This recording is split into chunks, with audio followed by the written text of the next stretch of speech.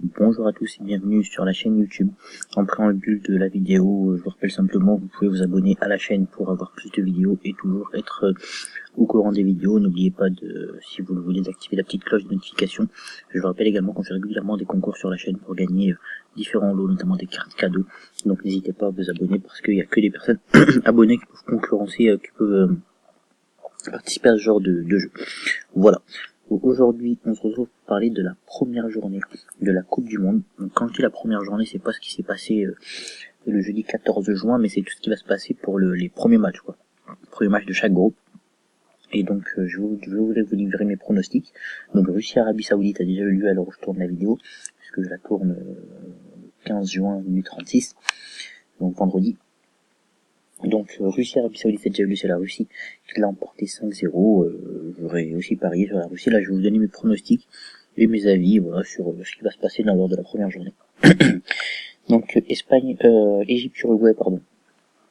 Je pense que l'Égypte, voilà, va avoir comme un Momo Salah qui sera pas forcément en forme. On l'a vu, il y a encore des doutes vis-à-vis de lui. Donc je pense que c'est l'Uruguay qui va l'emporter face à l'Égypte. Maroc-Iran. Donc je vois parce qu'ils ont un collectif et parce que vraiment ils ont la grinta, on voit avec Cavani au PSG et Suarez à la grinta, et voilà, c'est des mecs qui savent que aussi ils ont un certain âge, ils doivent pousser, voilà, pour y aller, ils sont dans un groupe où l'Égypte est peut-être le plus gros adversaire, donc à mon avis ils vont faire de leur mieux, les Uruguayens pour l'emporter parce qu'ils savent que c'est dans une très bonne position. Ensuite, second match, Maroc-Iran. Alors là, je pense que c'est un match assez important parce que mine de rien, ça va déterminer pas mal de choses. C'est-à-dire que s'il y a un nul dans ce match, on est sûr qu'il n'y aura pas de surprise. Moi, j'ai envie de dire ça. S'il y a un match nul dans ce match, Maroc-Iran, s'il y a un 0-0, il n'y aura pas de surprise. Donc je pense que les Marocains vont vraiment tout donner. J'ai vu l'Iran jouer récemment. Je pense que le Maroc a ses chances face à l'Iran et qu'il pourrait l'emporter face à eux. Donc je pense que c'est le Maroc qui l'emportera face à l'Iran. Portugal-Espagne, alors là, voilà, on parle beaucoup de un petit peu la crise en Espagne parce que Lopetegui est parti à la surprise générale, à cause de son transfert à venir au Real Madrid. Sincèrement, je pense que malgré ça, l'Espagne a un tel collectif et de tels soldats, et ils ont au moins un soldat par poste, Ramos en défense, Iniesta au milieu et Diego Costa en attaque, des mecs qui ont la niaque, qui ont envie de gagner, qui ont tout gagné, qui ont encore envie de gagner. Je pense que l'Espagne, voilà, moi je pense que ça va pas les handicaper, et qui vont l'emporter face au Portugal. Les Espagnols, à Sochi. Donc ensuite pour le match France-Australie, là je pense que c'est la France qui va l'emporter, même si l'Australie a montré de belles choses en qualification, la France a tout intérêt à l'emporter, elle le sait, Didier Deschamps a mis une importance toute particulière à ce premier match de Coupe du Monde, donc je pense que c'est la France qui va l'emporter, sans aucun souci.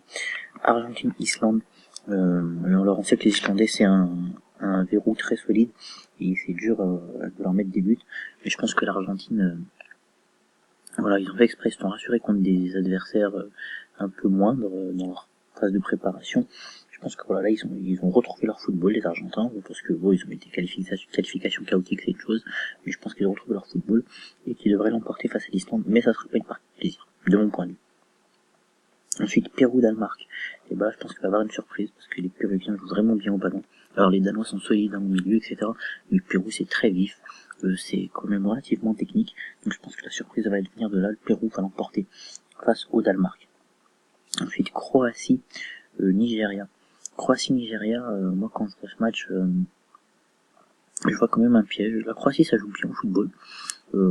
Les Modric, Rakitic, Mandzukic et le Nigeria quand même, ils se retrouvent en huitième de finale de Coupe du Monde 2014. Ils ont quand même été très bons lors des qualifications. Faut réussir à le faire de se qualifier régulièrement en Afrique. Faut le rappeler, c'est pas facile de se qualifier en Afrique. C'est pour ça que c'est pas toujours les mêmes nations africaines qui se retrouvent à la Coupe du Monde. On a une moins bonne régularité en Afrique qu'en Europe. Et ouais, je pense que le combat physique, le combat technique, je pense, va être remporté par la Croatie. Mais le combat physique peut être remporté par le Nigeria. Il reste à savoir lequel de ces deux combats va être déterminant pour ce match-là. Je trouve que c'est assez dur à déterminer. On sait que la Croatie, en plus, sont solides défensivement. J'aurais du mal à dire vraiment qui, mais je dirais que je pencherais pour un match nul entre Croatie et Nigeria. Ensuite, Costa Rica-Serbie. Moi, je vois beaucoup de gens mettre la Serbie très haut.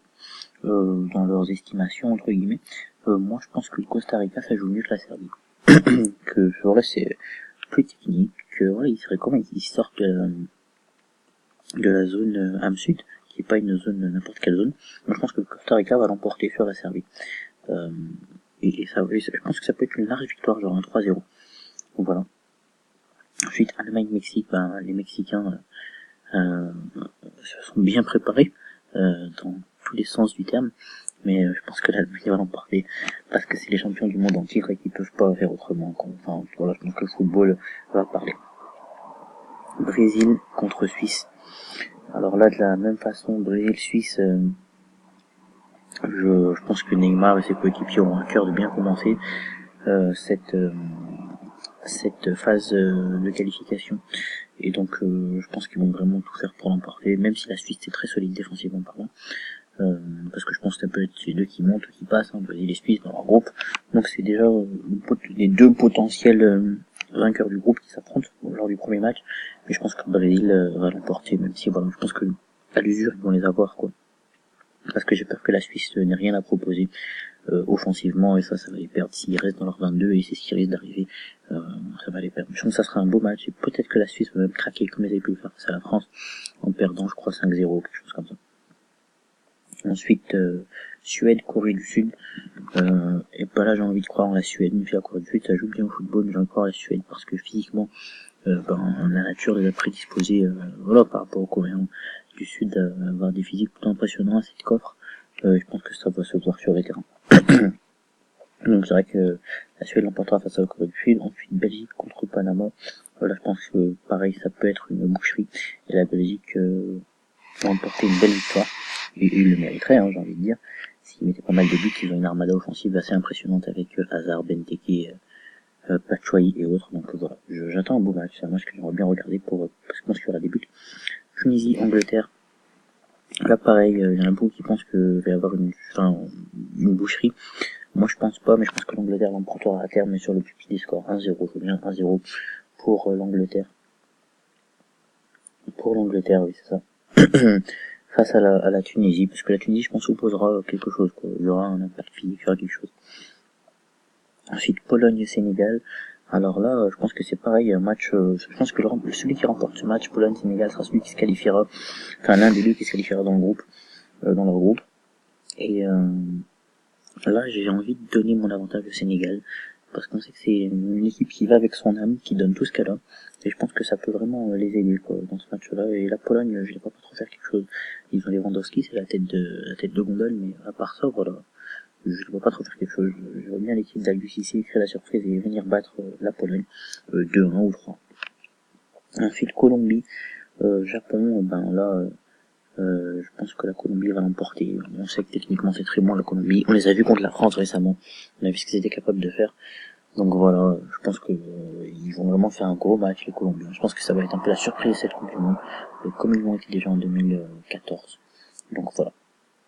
Si je dois vous résumer les gens que je vois remporter ces premières journées, là donc je vois l'Uruguay l'emporter face à l'Égypte, le Maroc l'emporter face à l'Iran, l'Espagne face au Portugal, la France face à l'Australie, l'Argentine face à l'Islande, le Pérou face au Danemark, la Croatie, le Nigeria faire un nul, le Costa Rica face à la Serbie, l'Allemagne face au Mexique, le Brésil face à la Suisse, la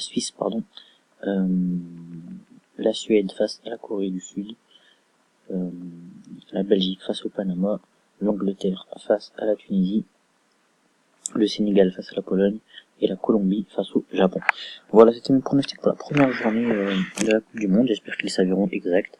Je reviendrai à la fin de cette première journée pour qu'on fasse un point ensemble sur mes pronostics et en plus qu'on voit ce qui va se passer pour la deuxième journée et quelle est la situation des groupes pour voir qui pourra se qualifier et ce que ça va impacter pour l'arbre de la Coupe du Monde.